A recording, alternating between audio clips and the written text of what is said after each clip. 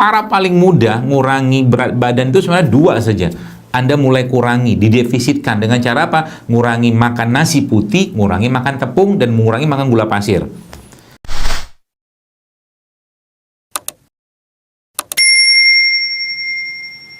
Gini Ustadz, saya ini termasuk yang terlalu besar bobotnya, jadi malah menghindari madu, takutnya makan madu itu malah makannya tambah semangat begitu ya. Itu boleh nggak kalau mikir begitu? Satu.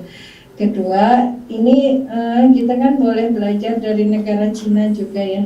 Katanya orang Cina itu untuk ngurusin badan pakai minum lobak untuk sehat. Itu Ustaz, gimana pengetahuan Ustaz? Terima kasih. Ya. Kalau boleh tahu Bu, maaf saya tanya dikit, Ibu bertambah bobotnya kira-kira karena makan apa? Karena nggak bergerak. Ya, oke, di luar nggak bergerak, pasti ada sesuatu yang Ibu makan. Oh ya, makin sedikit orang di rumah, sedangkan masaknya tetap, ya itu juga pengaruh. Nah, saya kasih tahu. Nah, ini ilmunya saya kasih tahu. Ilmunya saya kasih tahu supaya Ibu paham. Nanti ini bisa Anda terapkan. Kalau kalori yang masuk sama dengan kalori yang keluar, maka berat badan stabil. Oke, ini ilmu umumnya ya. Itu mungkin sudah tahu juga. Tapi kalau kalori yang masuk lebih sedikit daripada kalori yang keluar, maka berat badan turun. Paham ya? Lebih sedikit. Kalau yang masuk lebih sedikit daripada keluar, dia defisit dia, maka berat badan turun. Ya. Kalau kalori yang keluar, tadi kan dia masuk lebih banyak, keluarnya lebih sedikit, maka berat badan naik. Pedomannya kayak begitu saja. Nah, kalori ini dari mana sebenarnya sumbernya? Semua produk-produk yang mengandung gula. Ya, contohnya apa? Jadi sebenarnya kalau Anda, Ibu ya mungkin lihat postingan saya, itu cara paling mudah ngurangi berat badan itu sebenarnya dua saja.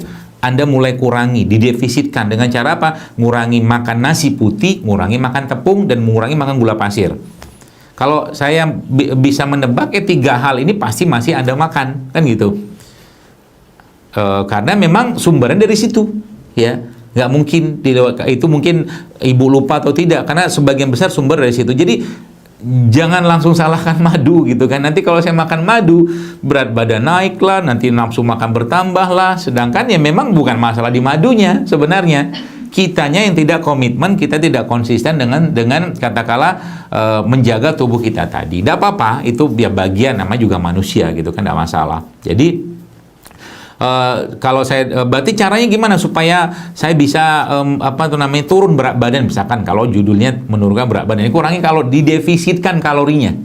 Defisitnya kalorinya. Apalagi kayak Ramadan kayak begini, ini saat yang paling tepat. Dengan cara apa? Kan orang berpuasa itu kan doanya mustajab, mudah dikabulkan oleh Allah Subhanahu wa taala. Sehingga nanti Ibu misalkan berbuka itu makan itu ya bener-bener kita sebut itu nutrient dense gitu kan, makanan yang bernilai gizi tinggi. Contoh mungkin pernah saya sebutkan bagaimana kurma itu disebutkan sebuah riwayat Nabi itu makan kurma dengan butter. Jadi Nabi itu makan kurmanya dengan butter grass fed ya. Lemak dari sapi yang hidupnya itu bukan hidup di kandang tapi dia hidup bebas, yaitu lemak grass fed. Itu banyak bahkan ya, kalau mau cari bisa tuh ya, butter grass fed, nanti makan sama kurma, lemaknya dapat, karbonya dapat ya, seratnya dapat, Masya Allah. Tambah minum, habis itu ngapain? Ya cukupnya saja, mereka dibuatkan sayur-sayuran gitu kan, lalu berdoa, ya Allah cukupkan makanan ini untuk aku bisa beraktivitas hari ini, bisa berpuasa, bisa beramal macam-macam, lalu pasti Allah akan kabulkan, tenang aja ya. Dan jadikan makanan sedikit nih ya Allah bisa menguatkan tubuhku. Jadi akhirnya tanpa sadar Ibu terdefisitkan sendiri kalorinya. Apalagi kayak bulan Ramadan ya. Bulan Ramadan jangan samakan dengan bulan yang lain. Makan juga sama 3 kali sehari. Sahur makan, buka makan, habis tarawih makan. Sama aja. Pasti surplus dia. Ya. Makanya dikurangi. Terus sebenarnya kita ini butuh komitmen. Saya katakan tadi ya, bentuk ya cara kita bersyukur dengan cara ya tadi mengurangi makanan-makanan yang masuk ke tubuh kita sehingga terjadi defisit. Kalau defisit kalori terjadi pasti dia akan turun ya. Jadi berarti saya nggak boleh minum madu. Minum aja, Ibu minum madu 1 sendok mah udah ada bikin gemuk lah insya Allah. Minum madu 1 sendok gitu kan. nasinya satu piring, ya, tepungnya banyak lagi itu, gitu kan.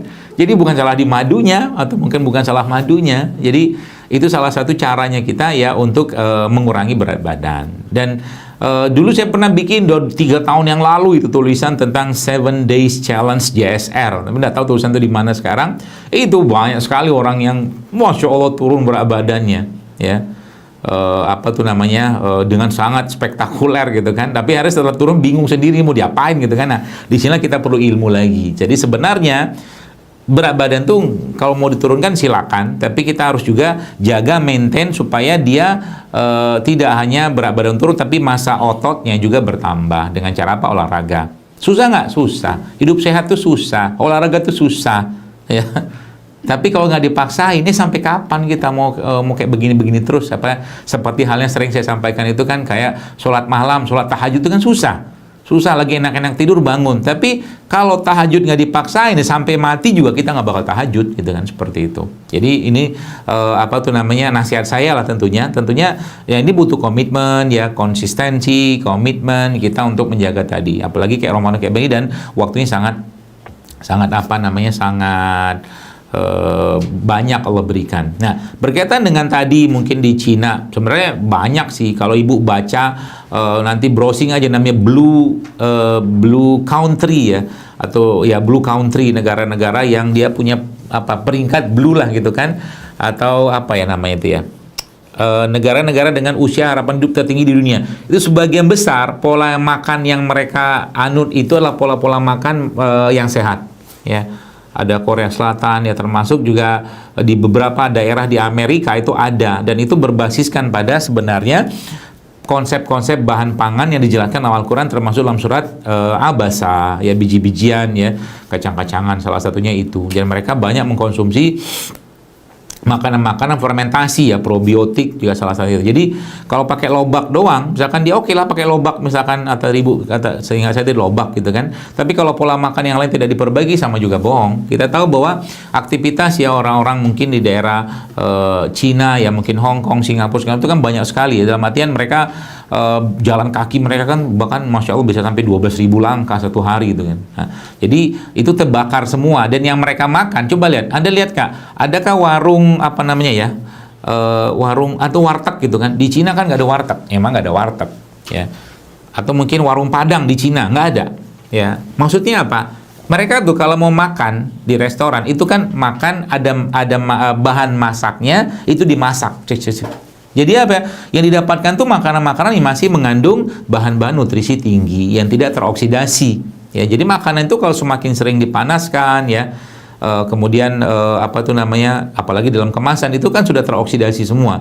Dan itu di negara-negara seperti itu tuh mereka jarang menggunakan makanan kayak begitu, apalagi mereka banyak menggunakan steam gitu kan, jadi nggak banyak pakai minyak, ya, seperti itu. Dan jadi kalau kita belajar dari negara-negara tersebut, ya, pasti ada kaitan dengan apa yang mereka konsumsi, ya. Salah satunya itu, ya, tadi tidak banyak tepung-tepungan, ya, mereka aktivitasnya cukup banyak, ya, mereka banyak mengkonsumsi rempah atau mungkin sayur-sayuran seperti itulah. Demikian Bu, wallahu a'lam bishawab. Ya, terima kasih banyak, Joseph.